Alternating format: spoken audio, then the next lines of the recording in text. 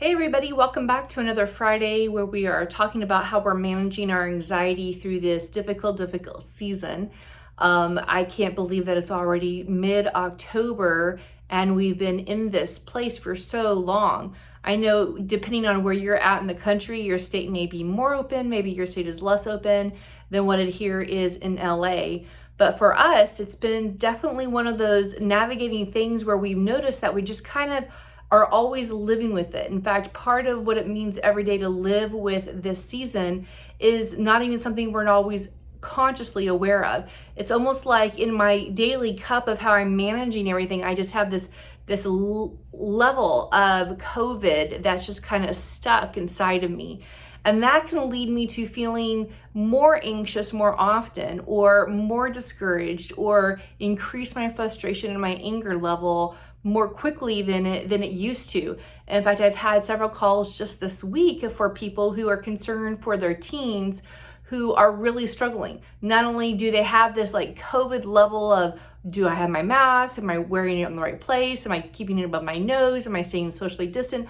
All of these questions, but they're also still figuring out, how do I manage school online? And homeschooling and online schooling right now are two very different things. So it takes a different mindset and it's a different skill set that some of our kids really haven't even needed until now. So now we're not only navigating all this extra stuff, but we're attempting to learn and acquire new skills in a time where we really are still shocked that we are having to acquire them. That can obviously to feeling overwhelmed and anxious. One of the things that we talk a lot about during these Fridays is the importance of breathing and deep breathing. This is definitely one of those times where we need to do that. We are going to be unable to process, mentally think through what it is like to be able to obtain and to work through that new skill, to develop it, if we are in a high arousal place, if our brain is constantly flooded with emotion and we're unable to truly think through what we need, what this looks like, how we move forward. So the best thing we can do is just take a breath and allow that to lower down. Sometimes that might mean listening to soft music as you're working through your deep breathing. Sometimes it might mean getting out your coloring crayons and your coloring book and working through that. I know I had a friend say that during one of the debates, she actually was using her coloring book to keep herself calm, wanting to stay in the loop with what was happening, but yet also not wanting to get so anxious and so upset that it overwhelmed her.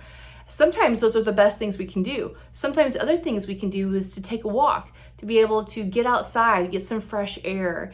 And that can be very important too. Sometimes this is important as getting into our garden. One of my friends out here has a great little pot garden, meaning she has her garden in different pots and canisters where she's growing herbs and pumpkins and different things like that in the backyard that she has. And she's really enjoyed being able to get her hands into the ground. It's been very calming and relaxing. So finding activities that really help lower that level for yourself can give yourself that time. The same goes with our kids and our teens. We all need the opportunity to get outside, to decompress, to let off some steam so we can focus and be able to not only acquire the skills we need to be able to continue to do what we do every day, but also to thrive through what we're going through. We're not just merely survivors, we are thriving through. And we know that the way we thrive the most is when we're walking with Jesus. And the image I've often had during this time is literally clinging to Jesus. I'm truly in the middle of a tsunami, and the only way I know I'm going to make it through this is because He is my hope. He is the one I cling to, and He is going to allow me to thrive.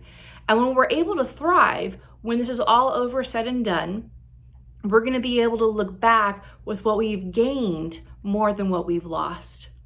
Well, I hope this has been encouraging to you and gives you some insight and awareness on how you can continue to manage your anxiety. May you have a wonderful weekend, and I'll see you next week.